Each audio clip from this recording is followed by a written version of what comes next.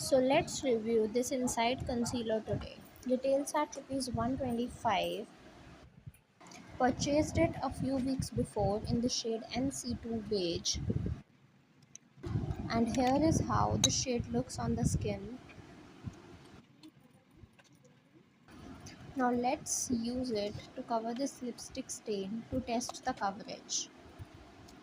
And I'm just applying it, and we'll just now blend it with the blender.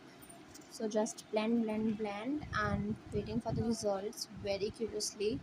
But you can see it doesn't have such a good coverage as half product was still visible. Testing it again on mascara. Let's see if it works this time. Applying a lot of product for expecting coverage, honestly. Now blending, but still you can see it is kind of semi visible.